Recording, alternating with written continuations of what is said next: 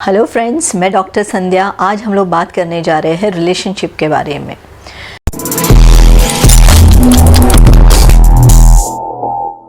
जैसे कि हम कहते हैं कि रिलेशनशिप कैसे होना चाहिए। हर एक इंसान को लगता है कि एक बेस्ट कपल, हमें लोग बेस्ट कपल कहें या फिर हमारी रिलेशनशिप बहुत स्ट्रॉन्ग होनी चाहिए।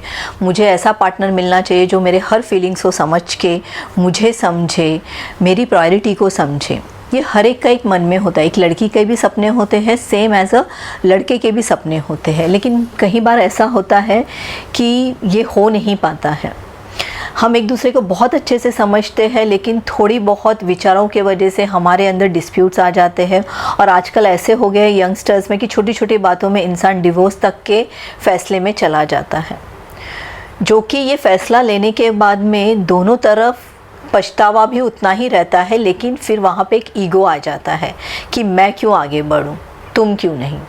और यही जो ईगो होता है वो रिलेशनशिप को ख़त्म कर देता है। तो मैं सबसे पहले आपको कहूँगी कि कुंडली मैच करवाने से अच्छा या फिर फैमिली मैच करवाने से अच्छा या रेपुटेशन मैच करवाने से अच्छा आप एक दूसरे के लव लैंग्वेज को समझिए कि लव लैंग्वेज क्या होता है। जैसे कि फॉर एग्ज़ाम्पल है कि एक कपल होते हैं जिनमें एक को कुकिंग का बहुत शौक़ होता है और दूसरे को होता है घूमने का।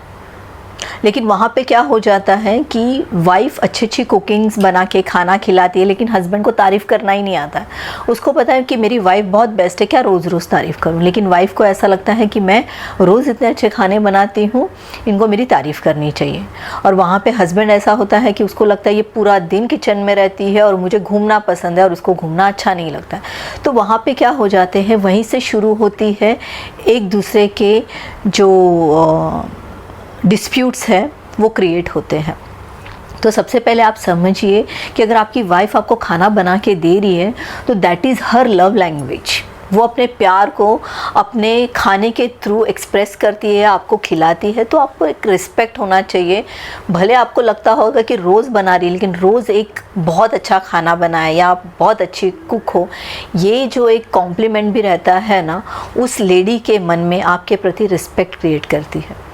और उस पार्टनर को भी समझना चाहिए कि मेरे हस्बैंड को बाहर घूमने का बहुत शौक़ है, तो कभी कभार वो बताने से पहले आप उनको सपोर्ट कीजिए कि चलो आज हम लोग कहीं गार्डन में जाते हैं, कहीं घूमने जाते हैं, कहीं लॉन्ग ड्राइव पे जाते हैं, या हम कहीं तो निकलते हैं जहाँ पे हम दोनों ही रहेंगे। तो इससे क्या होता है कि हस्बैंड को भी लगता है कि चलो ये आज मुझे सपोर्ट कर रही है या ये मुझे समझ रही है। कभी कभी क्या होता है ना, छोटी छोटी सी बातें होती है और ये छोटी छोटी बातें ही हमारे बहुत बड़े झगड़े का कारण होती है।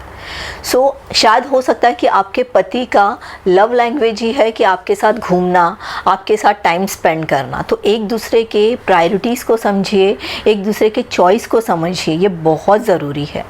कभी कभी क्या होता है ना कि लाइफ में हस्बैंड जो होता है वो थक के घर पे आता है तो उसको ऐसा लगता है कि मुझे शांति चाहिए और वो खा पी के सीधा सो जाता है, और वाइफ़ को लगता है कि ये मुझसे प्यार ही नहीं कर रहे हैं। मेल का क्या होता है, जब तक उनको उनके लाइफ में एक मोटो हासिल नहीं होता है तब तक वो मोटो के पीछे भागते हैं। बहुत सारे ऐसे कंप्लेंट मेरे को आते हैं कि शादी से पहले मेरे हस्बैंड मुझे बहुत टाइम देते थे, मुझे मिलने आते थे, सब होता था। तो आप ये समझिए कि वो टाइम था, उनको आपको इम्प्रेस करना था। इम्प्रेस होने के बाद तुम्हारी शादी हो गई तो उनको यही लगता है कि नहीं, अब ये मुझे छोड़ के कहाँ जाएगी। और वाइफ़ को लगता है कि शादी से पहले ये मेरे से प्यार करते थे, अभी शादी के बाद प्यार ख़त्म हो गया। वैसा नहीं होता है। उसके बाद में एक जो मेल होता है उसकी रिस्पॉन्सिबिलिटी बढ़ जाती है कि नहीं, मुझे मेरी फैमिली को, मेरी वाइफ़ को या मेरे बच्चों को एक अच्छी ज़िंदगी देनी है, और उसके चलते हुए वो अपने आप को बिज़ी कर लेता है। लेकिन मैं ये भी बताना चाहूँगी हस्बैंड्स को भी कि आप लोग अच्छा ही सोचते हो, लेकिन इस चीज़ों को डिस्कस करना भी बहुत ज़रूरी है। आप लोग जब वाइफ़ आपसे बात करने आती है या कुछ करने आती है तो आप लोग उससे झिटकार देते हो या झगड़ा करते हो या आर्ग्यूमेंट करते हो, that is also very bad. Husband लोगों को भी ये जानना बहुत ज़रूरी है कि आपको लगता होगा कि रोज़ रोज़ क्या सेम टॉपिक पे हम बात करें, लेकिन ये समझाना भी ज़रूरी है, क्योंकि वाइफ़ भी जो होती है वो पूरी तरीके से आप पे समर्पित रहती है, आप भी जो सोच रहे हो वो भी बहुत ही अच्छा सोच रहे हो, लेकिन जब तक आप आपके फीलिंग्स को एक्सप्रेस नहीं करेंगे, जब तक आप लोग एक दूसरे के साथ डिस्कस नहीं करोगे, तब तक ये प्रॉब्लम सॉल्व नहीं होगा। क्योंकि एक तरफ वाइफ को लगेगा कि ये मुझसे प्यार नहीं कर रहे हैं, और आपको लगेगा जब भी घर में आता हूँ तो किटकिट रहती है, परेशानियाँ रहती है। तो ये क्या होगा, धीरे धीरे चल के ये जो जहर होता है ना, ये दिमाग में भर जाता है। एक दूसरे का प्यार जो होता है वो फिर चिड़चिड़े में कन्वर्ट होता है, फिर वो चिड़चिड़ापन जो होता है वो गुस्से में कन्वर्ट होता है, और फिर वो गुस्सा जो रहता है बाद में नफ़रत में कन्वर्ट होता है। और नफ़रत एक ऐसी चीज़ होती है जो रिश्तों को पूरी तरीके से ख़त्म कर देती है, बर्बाद कर देती है। तो आपको ये जानना बहुत ज़रूरी है कि एक छोटा बच्चा जब रोता है ना, तभी माँ उसको दूध देती है। यानी कि जब तक आपके दोनों के बीच में कम्युनिकेशन गैप रहेगा, इस प्रॉब्लम का सॉल्व कभी भी नहीं निकलेगा। सो कम्युनिकेशन होना एक रिश्ते के लिए बहुत ज़रूरी है। कोई भी रिश्ता हो एक पौधे की तरह होता है। आपने सोच लिया उसको मैंने अच्छी तरीके से खाद दे दिया है, अच्छी तरीके से पानी दे रहा हूँ और सनलाइट भी मिल रहा है, लेकिन उसके बाद में अगर आपने उसको ध्यान नहीं दिया तो धीरे धीरे पौधे मरने लगते हैं, सूखने लगते हैं। वैसे ही रिश्ते होते हैं। इसे रोज़ के रोज़ पानी, खाद और सनलाइट की ज़रूरत होती है। सो उसे देते रहिएगा।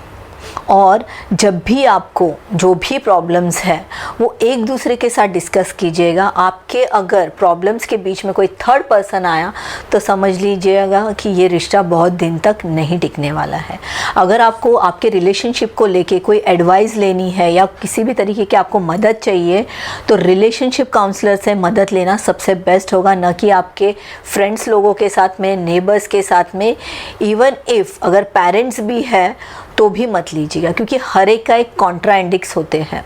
क्योंकि अगर आप अपने माँ बाप से कोई भी सलाह लेंगे तो वो आपके तरफ सोच के बात करेगा, या फिर आपने आपके भाई बहनों के साथ में ये करेंगे तो वो आपका सोच के करेगा, वो आपके वाइफ के बारे में या वो आपके हस्बैंड के बारे में सोच के आपको सजेशंस कभी भी नहीं देगा। तो रिलेटिव्स है या फिर और भी कोई इर्द गिर्द है, वो वन साइडेड आपको ये करेंगे।